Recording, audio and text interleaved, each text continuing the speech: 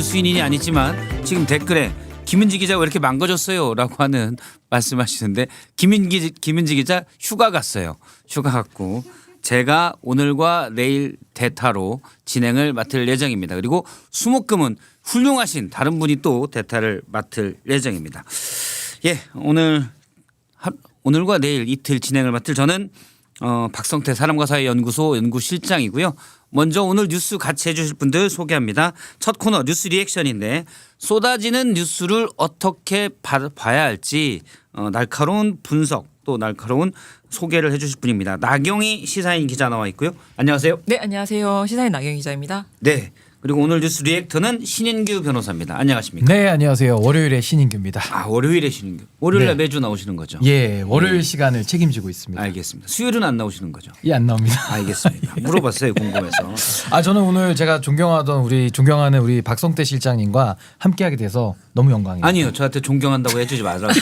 저는 그냥 귀엽고 싶은 사람이에요. 존경한다 이런 거 안 어울려요. 진심입니다. 아, 진심이에요? 예. 알겠습니다. 나경희 기자님은 처음이시죠? 네, 오늘 처음입니다. 네. 처음에 방송 전에 저한테 애드립 질문 하지 말아달라고 했는데 제가 원고를 몰라요. 다 애드립으로 갑니다.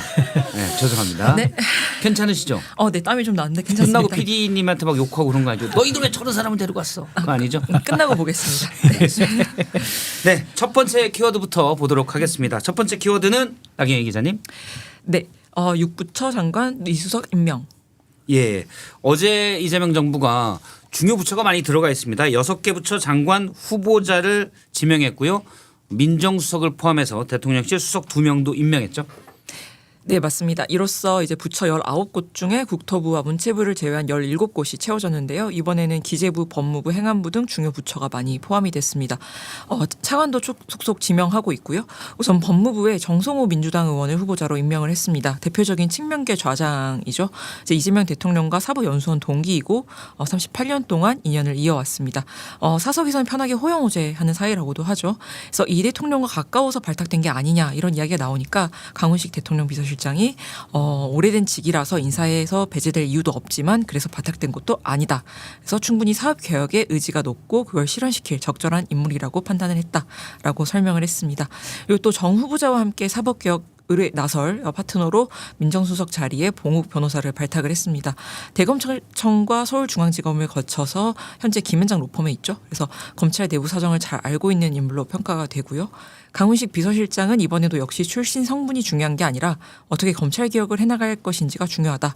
이제 강한 추진력을 발휘해 주실 걸로 기대한다라고 말하기도 했습니다. 예. 정성호 법무부 장관 사실 예상을 많이 못했던 분이에요. 나 기자님은 예상하셨어요? 저는 전혀 생각도 안 했어요. 네. 생각도 안 했어요. 네.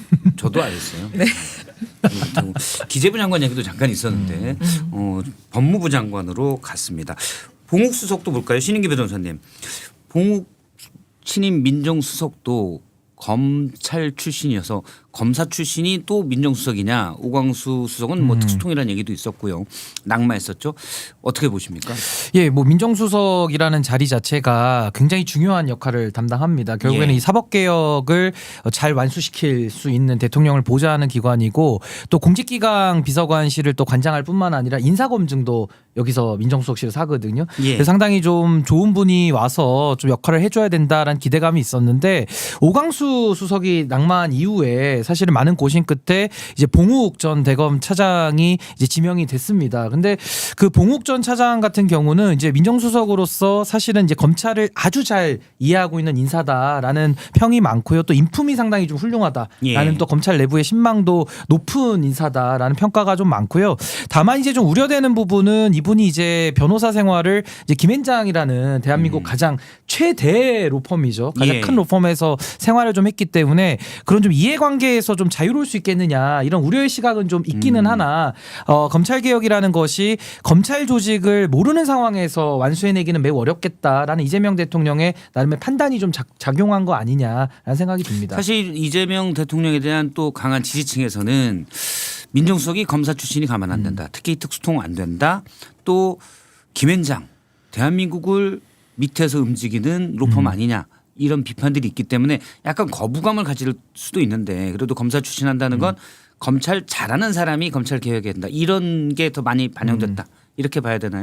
근데 이제 아무래도 검찰 출신에 대한 거부감이 당연히 있을 수밖에는 없는데요. 네. 과거에 또 비검찰 출신이 갔다고 해서 꼭 검찰 개혁을 성공시켰던 건 아니거든요. 그러니까 누구요? 조국 전 장관 같은 경우는 예. 민정수석 당시에 이제 변호사 출신이 아니었기 때문에 대학 교수 출신으로 갔으나 사실상 검찰 개혁은 성공에 이르지는 못했다는 평가가 많습니다. 그렇기 때문에 검찰을 잘 안다는 것이 어떤 그런 검찰 인맥에 휘둘리는 그런 쪽으로 가지 않는다면 오히려 반대로 생각해 보면은 검찰 조직을 또 잘 이해하고 있기 때문에 어느 방향으로 갔을 때 이 검찰 개혁이 효율적으로 이루어질 수 있는지를 또 잘 대통령을 보좌할 수 있지 않나라는 생각이 들고 아까 말씀드린 대로 김앤장 출신이라는 부분은 많은 우려를 국민들이 하고 있기 때문에 이 부분을 좀 봉욱 민정수석 후보자가 잘 감안해서 좀 업무를 처리해야 될 것 같고요. 무엇보다도 결국 사법개혁의 주체는 민정수석이 보좌는 하겠지만은 결국에는 집권 여당인 민주당 그리고 이재명 대통령의 의지가 가장 중요하기 때문에 저는 뭐 봉욱 수석에 대해서 너무 많은 걱정을 할 필요는 없다. 또 가서 잘할 저는 가능성도 좀 있다고 보기 때문에 인사라는 것은 우리가 좀 사후적으로 평가해봐야 되는 거 아닌가라는 생각이 듭니다. 예. 나경희 기자님은 지금 신인기 변호사 얘기한 동안 고개를 15번 정도 끄덕였는데 어떻게 생각하세요? 동의합니다. 네. 지금 원고를 읽어야 된다는 마음이 너무 급해서. 그러니까 다음 거 질문 원고 보고 계시는 것 같아서 네, 맞습니다. 제가 네, 초짜라서 양해 부탁드립니다. 네. 예. 사실 정성호 법무부 장관 후보자가 상당히 여당 내에서도 합리적이고 온건한 스타일인 걸 봐서는 검찰 개혁을 조금 더 신중하게 대신 잘 추진하겠다 이런 메시지로 좀 읽히는 것 같아요. 자, 행안부 장관도 알아보죠. 후보자의 윤호중 의원이 지명됐습니다. 소식 네, 알려주시죠. 행안부 장관 후보자에는 윤호중 민주당 의원이 내정이 됐습니다. 이분도 이재명 대통령과 가까운 사이죠. 지난 대선 선대위에서 총괄 선대본부장을 지내기도 했고요. 기재부 장관 후보자에는 구윤철 서울대 경제학부 특임교수가 지명이 됐습니다. 기재부 예산실장과 2차관 국무조정실장을 역임한 정책 예상통이고요. 교육부 장관 겸 사회부총리는 이진숙 방통위의 그 이진숙 씨가 아니고요. 전 충남대 총장인데 거점 국립대 첫 여성 총장이기도 했고요. 지난 대선에서 이재명 캠프의 핵심 공약이었던 서울대 10개 만들기 추진위원장을 맡기도 했었습니다. 산업부 장관 후보자에는 기재부 출신의 김정관 두산 에너지빌리티 사장이 내정이 됐습니다. 그리고 복지부 장관 후보자의 정은경 전 질병관리청장이 지명이 됐는데 코로나19 팬데믹 때 다들 매일 뉴스에서 보시던 분이죠. 다들 고마운 마음을 조금 갖고 계실 텐데 다만 이제 남편분이 팬데믹 때 뭐 진단 키트나 손소독제, 마스크 제조사 이런 코로나 관련주 매입했던 기록이 좀 있어서 논란이 됐었거든요. 그래도 인선을 강행을 하긴 했습니다. 그래서 정 후보자는 청문회 때 소명을 하겠다라고 밝힌 상태입니다. 신인기 변호사님 정인경 후보자 네. 논란 보건복지부 장관 후보자인데 어떻게 보세요? 그 정은경 보건복지부 장관 후보자 같은 경우에는 이분이 문재인 정권 때 질병관리청장을 지냈습니다. 그때 당시에 이제 코로나 국면에서 상당히 장기화된 코로나를 잘 극복했다라는 평가를 받는 인사인데요. 저는 보건복지부 장관의 업무를 수행하는 데는 이분이 저는 부족함은 없다고 봅니다. 이분이 또 의사 출신이기 때문에 예. 지금 이 의정 갈등을 또 해소할 수 있는 적임자 아니냐라는 생각이 들고요. 다만 이제 그 남편과 관련해서 그 소위 말하는 손소독제라든지 그 코로나 방역과 관련된 주식 종목에 또 남편분이 투자를 한 걸로 좀 알려져 있어요. 그래서 이 부분에 대해 가지고는 어떤 뭐 내부자 거래나 어떤 내부 정보를 가지고 했다라고 지금 의심을 받는 건데 저는 단정하기는 좀 어렵고 이 부분에 대해서는 취득 경위라든지 여러 가지 좀 따져봐야 될 부분들이 있기 때문에 저는 청문회를 통해서 후보자가 잘 설명을 해야 될 걸로 보이고요. 그 설명이 잘 된다고 한다면은 저는 뭐 장관의 직을 수행하는 데에는 크게 무리가 없는 좋은 인사다라는 생각이 듭니다. 일단 뭐 쟁점은 미확인 정보를 혹시 그러니까 미리 내부 정보를 빼돌려서 투자에 이용했냐 요거 하나. 또 하나는 정은경 당시 질병관리청장이 혹시 해당 업체 남편이 주식을 갖고 있는 업체에 특혜를 줬냐. 그렇죠. 요게 좀 쟁점이 될 것 같아요. 그게 해명이 되면 되는 거고 안 되면 또 많은 거고. 아니 인사청문회를 이제 그런 거 확인해 보라고 하는 거기 때문에 그렇죠. 제도의 취지에 맞게 네. 저는 이번에 그 김민석 총리 후보자의 인사청문회는 사실 인사청문회의 취지와는 많이 동떨어진 형태로 마치 수사하듯이 죄인 취급하듯이 하는 그런 부분은 좀 상당히 좀 문제가 있었다고 보는데 이번만큼이라도 저는 인사청문회의 취지에 맞는 그런 예. 좀 국민들의 눈높이에 맞는 검증이 있기를 저는 바라는 마음입니다. 알겠습니다. 지금 원고에는 그 외에 눈여겨본 인선이 있다면 이렇게 했는데 뭐 시간이 없으니까 넘어갈게요. 네. 혹시 뭐 꼭 얘기해야 될 인선이 있어요? 아니요, 그러니까 저는 없죠. 그럼 넘어갈게요. 시간 없어요. 알겠습니다. 네. 말씀이 좀 긴 경향이 있어요. 아, 제가 살짝 긴데 핵심 알겠습니다. 위주로 하도록 하겠습니다. 없다고 하니까 넘어가겠습니다. 지금 또 요 얘기를 해야 돼서 그래요. 두 번째 키워드. 이게 지금 관심이 제일 많습니다. 네, 내란 특검 첫 출석한 윤석열. 예. 지난 주말에 윤석열 씨가 내란 특검에 처음으로 출석했습니다. 맞습니다. 간다 안 간다 갈 테니까 지하 주차장으로 들어가게 해달라 안 된다 뭐 맞겠다 뭐 특검과 온갖 실랑이를 벌이던 피의자 윤석열 씨가 드디어 28일 토요일 오전 9시 55분쯤에 서울 고등검찰청 청사의 모습을 드러냈습니다. 뭔가 대치 상황이 벌어지는 게 아닌가 싶어서 조마조마하기도 했는데 그냥 늘 그렇듯이 그냥 포토라인을 지나쳤고요. 10시 14분부터 체포방해 혐의부터 조사가 이루어졌습니다. 그런데 점심을 먹고 나서부터는 갑자기 조사실 입실을 거부를 합니다. 이제 기존에 사건을 수사해온 박창환 경찰청 중대범죄수사과장 총경이죠. 질문자인 박 총경을 바꿔달라고 요구를 합니다. 그래서 예전에 윤석열 씨 측 법률 대리인단에서 불법 체포영장 집행으로 경찰관들을 서울중앙지검에 고발한 적이 있었거든요. 근데 그때 고발당한 경찰관 중 한 명이 박 총경입니다. 그러니까 자기들 입장에서 박 총경이 가해자니까 가해자한테 피해자가 조사를 받을 수는 없다. 뭐 이런 논리를 펼친 거죠.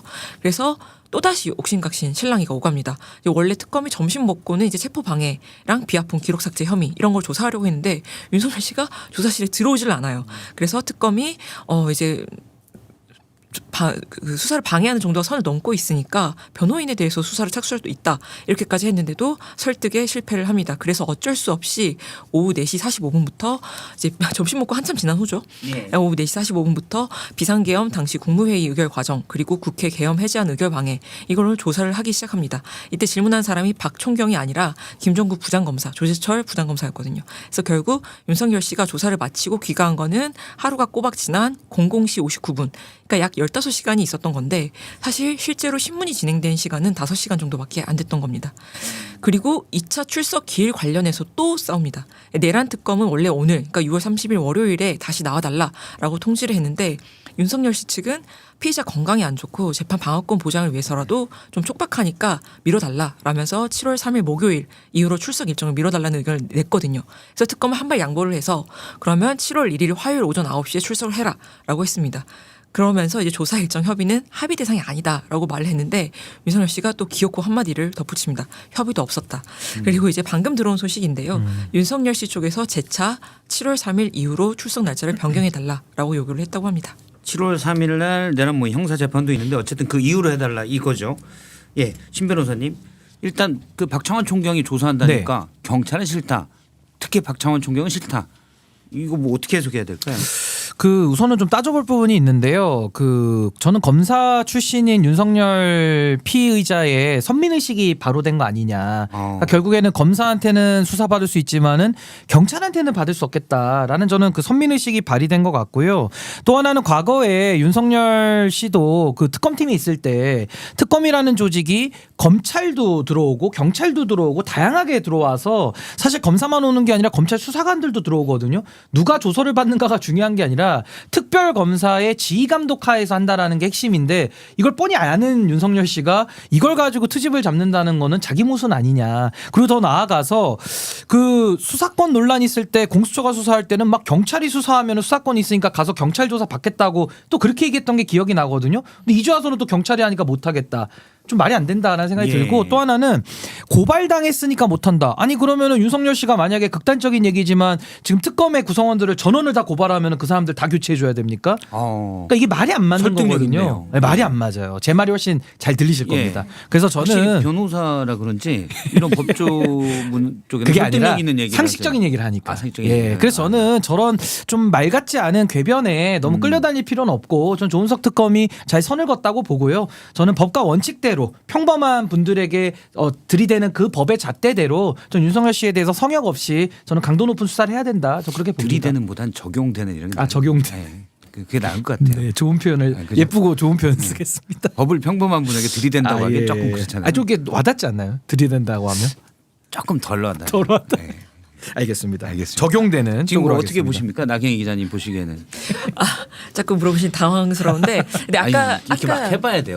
그렇습니까? 경험 해보겠습니다. 네. 아까 뉴스 오전에 나왔던 뉴스 중에 하나는 이제 특검팀이 윤석열 씨를 당황하게 만드는 정말 빼박 증거를 들이밀어서 그 전략을 바꾸려고 일부러 지연시키려고 그런 말도 안 되는 핑계를 댄 거다. 뭐 이런 기사도 봤었는데 예. 뭐 수사 뭐 일단 출석기일에 나와야 좀 뭐가 진짜인지 사실인지를 알 수 있을 것 같습니다. 예. 네네. 알겠습니다. 뭐 안 나온다고 계속 그런데 지금 댓글에 뭐 미루는 게 특기냐라고 얘기하는데 본인이 검사일 때 생각한다면 정말 받아들일 수 없는 거죠. 특검이 기선 제압을 잘 하는 것 같아요. 피의자 중에 한 명일 뿐이다. 맞는 얘기 같습니다. 내일 윤석열 씨가 출석할까요? 일단은 이게 소환 조사라는 건 임의 조사기 때문에 예. 뭐 안 온다고 하면은 또 재차 소환을 할 수밖에 없는데 소환에 불응할 게 명백할 때는 또 체포영장 칠 수 있거든요. 예. 그러니까 전 이제는 특검에서 윤석열 씨에 대해서 더 이상의 아량이나 어떤 그 호의를 베풀어줄 단계는 전 지났다고 봅니다. 그래서 만약에 정해진 날짜에 나오지 않는다고 하면은 저는 체포영장을 청구할 가능성이 더 높아진다라고 저는 봅니다. 알겠습니다. 그러면 세 번째 키워드는 그의 부인입니다. 태어나는 김건희 휠체어 이거 죄송합니다. 나경희 기자님이 하셔야 되는데 너무 자연스러우셔가지고 제목이 워낙 좋아가지고 제가 그냥 네, 태어나는 김건희 휠체어 밀어준 윤석열. 맞습니다. 이게 세 번째 키워드입니다. 좀 더 구체적으로 얘기를 해주시죠. 네, 27일 지난주 금요일 오후 4시쯤에 김건희 특검을 앞두고 갑자기 우울증 등을 이유로 입원을 했던 김건희 씨가 입원한 지 11일 만에 서울 아산병원 1층에 모습을 드러냈습니다. 이제 휠체어를 타고 있었고요. 그 휠체어를 밀어주는 사람이 바로 윤석열 씨였습니다. 이제 포토라인 서기 싫으니까 내란 특검도 지하주차장으로 출입할 수 있게 해달라고 했던 분인데 사랑 앞에서는 굉장히 용감하고 자신 있고 당당하게 모습을 드러내셨는데 윤석열 씨도 윤석열 씨인데 누리꾼들은 아니 멀쩡하게 두 발로 걸어 들어갔던 사람이 수술을 한 것도 아닌데 열흘 만에 휠체어를 타고 나오면 그 병원이야말로 특검 대상 아니냐 뭐 이런 댓글을 달기도 했습니다. 그래서 이제 김건희 씨는 아직 건강이 회복되지 않았다면서 서초동 자택으로 돌아가서 치료를 이어가겠다고 밝혔는데요. 이제 관건은 퇴원을 언제 할까가 아니라 특검에 언제 출석할까로 옮겨졌습니다. 김 씨는 퇴원하기 전에 입장문을 냈는데 특검에 출석 요청이 오면 일시, 장소 등을 협의를 해서 응할 예정이라고 밝혔습니다. 그런데 여기엔 단서가 달려 있어요. 법에 따른 정당한 소환 요청에 성실히 응하겠다라는 건데요. 이게 좀 황당하죠. 저도 사실 법 없이도 살 사람이어서 잘 모르겠는데 소환을 정당하지 않게 하는 건 무슨 거예요? 불법으로 납치하는 걸까요? 그러니까 이제 그 정당한이라는 수식어를 자꾸 붙이는데 정당한 소환이라는 거는 합법적인 권한을 갖고 있는 수사기관이 하면 정당한 것이죠. 근데 특검법은 정당하게 통과됐고 대한민국 법 체계에 따라서 지금 특검팀을 꾸린 거거든요. 그러니까 제가 정당한 권한이 없는 제가 김건희 씨 나와요. 이거는 정당한 소환이 아닌 거죠. 그렇죠. 내지는 김건희 씨가 윤석열이 대통령을 할 때 인사에 개입하고 했던 거는 그건 정당한 게 아니죠. 그렇죠. 네, 그게 이제 정당하지 않은 건데 지금 특검이 하는 행동은 다 정당한 겁니다. 정당한 특검이 하니까요. 그 소환 그렇죠. 요구도 다 정당할 수밖에 없는데 앞에 수식어를 붙였다라는 것은 여전히 트집 잡기 위한 하나의 빌드업 아니냐라는 생각이 들고 우리가 학교에서도 가만히 보시면은 개학할 때쯤 되면은 막 배도 아프고 머리도 아프고 막 그러잖아요. 학교 가기 싫을 때. 내지는 불량 학생들이 학교 안 갈 이유를 찾다 보면은 늘 아픈 거를 갖다가 본인의 정당화 사유로 쓰는데 예. 그렇다고 양호실에서 다 받아주는 건 아니거든요. 진짜 아파야죠. 열이 예, 나고. 예. 그래서 저는 저 김건희 씨의 저런 뭐 우울증을 이유로 해서 아산병원에 뭐 입원을 하고 또 집에 가서는 잘 걸어다니면서 또 과일도 맛있게 먹는 이런 모습들을 봤을 때는 정말 수사를 회피하고 수사를 방해하고자 하는 의도가 매우 엿보인다. 그래서 저는 뭐 김건희 씨도 마찬가지입니다. 정당한 특검이 더 이상 고려해줄 요인은 없다. 예. 오로지 법과 원칙에 따라서 평등한 법 적용. 전 이 부분만이 남아있다라고 저는 봅니다. 알겠습니다. 나경희 기자님은 어떻게 보세요? 그러니까 뭐 원고 얘기가 아니 PD님들 왜 이렇게 좋아하세요? 제가 나경희 기자님한테 질문하면 우리 PD님들이 너무 좋아하시는데. 네. 저는 뭐 다른 건 모르겠고 정말 저게 사랑이구나라는 생각을 했습니다. 네. 진짜 예상외의 답변이 나네요. 약간 인문학적 대답을 하셔가지고 윤석열의 네, 김건희에 대한 공감됩니다. 사랑이다. 지고지순한 사랑. 찐사랑. 예, 나라는 망쳐놨지만 네. 얘네 둘은 잘 살아라 뭐 이런 거군요. 네, 사랑인 알겠습니다. 것 같습니다. 근데 아산병원이 무슨 기술을 쓴 건가요? 여기 멀쩡히 들어갔다가 휠체어를 타고 나왔어요. 그러게 그러니까 말이에요. 지금 의료 시스템 붕괴 때문에 사실 많은 분들이 병원에 입원하기가 참 어려운 상황인데 네. 그런 상황 속에서도 어떻게 저렇게 특혜를 아직도 받고 있는 이 모습은 상당히 국민 정서와는 맞지 않고 저는 예. 저 부분에 대해서도 만약에 수사를 지연하거나 방해할 목적으로 의료진이 만약에 협조를 했다라고 한다면 그 부분도 저는 수사 대상이다. 저는 그렇게 봅니다. 그냥 옆에 있는 휠체어 그냥 가져갔겠죠. 휠체어. 한번 알아봐야 될 것 같습니다. 알겠습니다. 일단 김건희 특검에는 혐의가 16가지나 됩니다. 뭐 관련 인지 사건을 포함해서요. 특검보 4명이 최대 3개 팀을 맡고 이제 주요 갈래로 수사를 한다고 그러는데 특검보마다 이렇게 정해져 있더라고요. 건진법 사건, 도이치모터스 건, 명태균 씨 건 이렇게 되어 있는데 법조에 정통한 신인규 변호사님이 보시기에는 어떤 게 1호 사건이 될 것 같아요? 뭐 우선은 1호 사건이라고 하면 저는 특검에서 제한된 시간에 제한된 인력이 하는 거기 때문에 수사의 중요성을 가지고 전 우선순위를 따져야 된다라고 보는데 지금 언급하신 사건 중에서 가장 중요한 사건을 꼽자면은 저는 예. 명태균 씨 관련된 그 민주주의 파괴 그 중대 범죄 혐의를 저는 꼽을 수 있고요. 그렇게 되면 국민의힘까지도 수사 대상자로 넓혀야 되거든요. 그러니까 정치권에 대한 수사는 상당히 부담스럽고 어려운 면이 있기 때문에 전 특검이 국민들의 박수를 받기 위해서는 저는 성역 없이 수사를 해야 된다. 저는 명태균 사건을 1순위로 놓고 좀 봐야 된다고 봅니다. 예. 안 물어볼게요. 네. 넘어가겠습니다. 네. 네, 다음 키워드 보도록 하겠습니다. 네 번째 키워드 얘기해 주시죠. 네, 김용태 비대위원장 최상병 유가족과 국민께 사과. 오늘이 이제 김용태 국민의힘 비대위원장이 임기 만료일인데 최상병 특검을 반대했던 거를 김용태 비대위원장이 사과했어요. 네, 이것도 주말에 있었던 일입니다. 바로 어제 김용태 국민의힘 비대위원장이 국회에서 현안 기자회견을 열어가지고요. 순직 해병대원 사건의 진상규명 과정에서 유가족께 상처를 드리고 국민께 실망을 드린 점을 사과드린다면서 국민의힘이 당론으로 반대했던 특검이지만 특검을 통해서라도 이 사건의 진실이 명명백백 밝혀지길 바란다라고 사과를 했습니다. 그렇다면 자신은 왜 그때 특검안 표결에 참여하지 않았느냐라고 했을 때 당론 때문이었다는데요. 이제 국민의힘이 당시 최상병 특검과 관련해 정한 당론은 공수처 수사를 기다린 다음에 결과가 미진하면 특검을 검토하자라는 것이었다고 합니다.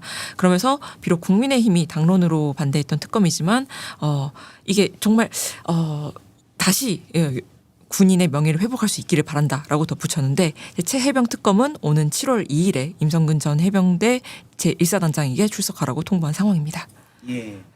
잠깐 속보가 와서요. 이거 전해드리도록 하겠습니다. 내란 특검이 조금 전 발표했는데 윤석열 전 대통령의 조사 날짜 변경 요청. 그러니까 특검은 1일 날 나와라. 그러니까 내일 나와라 했는데 윤 전 대통령 측은 3일 이후에 나가겠다는데 안 돼.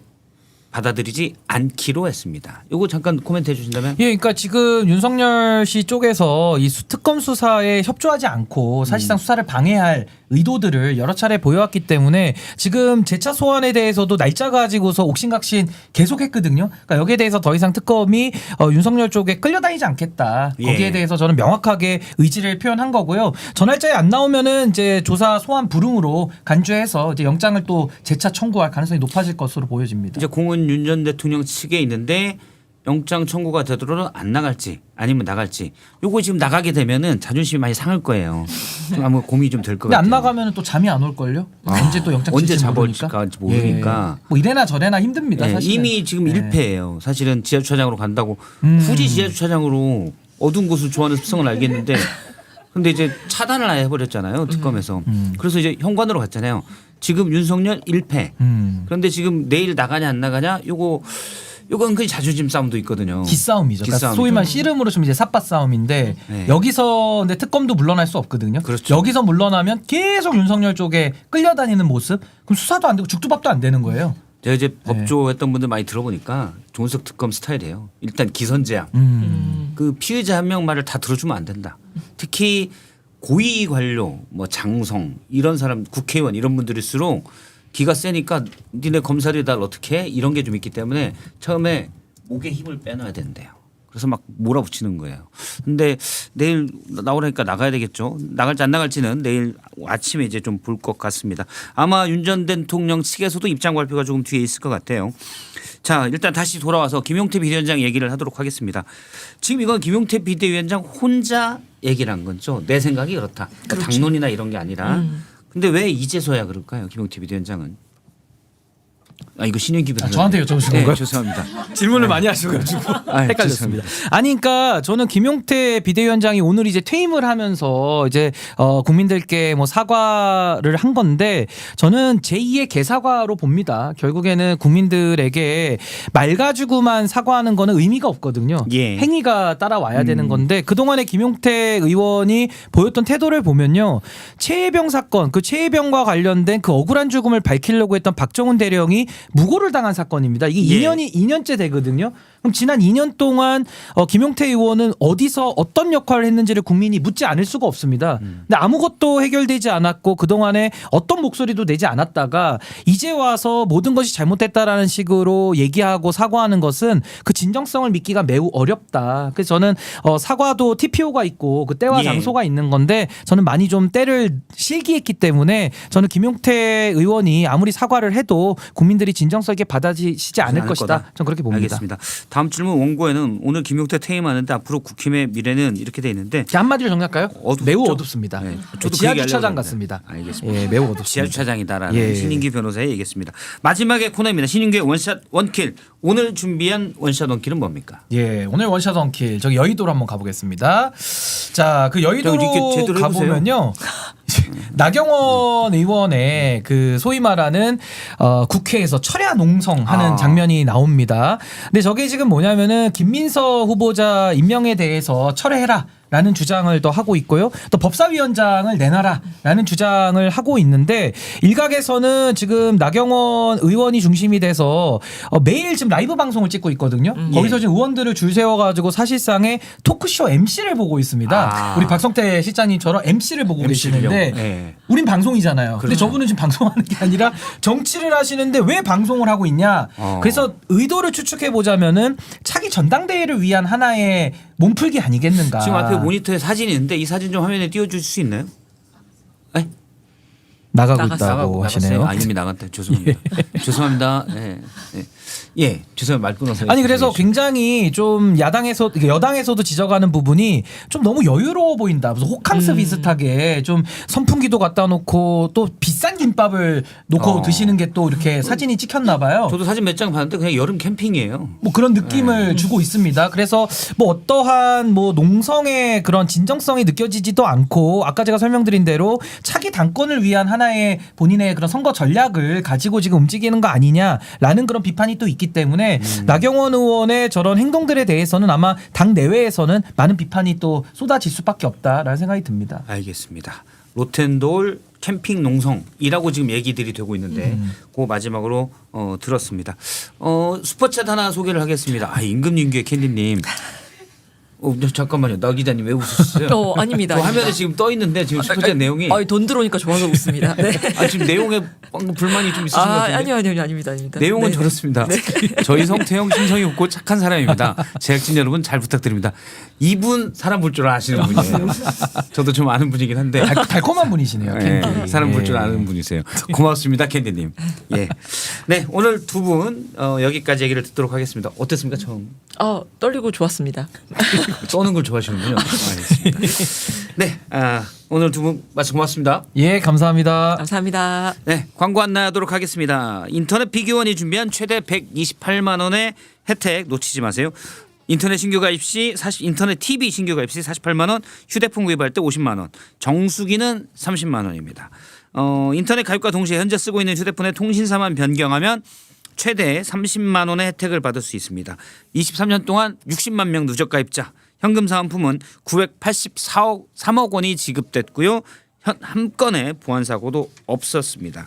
인터넷, 휴대폰, 정수기 요거는 어디에서? 비교원에서 바꾸시면 됩니다. 자세한 내용은 1670-2571, 1670-2571로 상담받으시거나 네이버에 인터넷 비교원 검색하시면 됩니다. 네, 뉴스 리액션은 여기까지고요. 계속해서 박성태의 김은지의 아니에요 이거?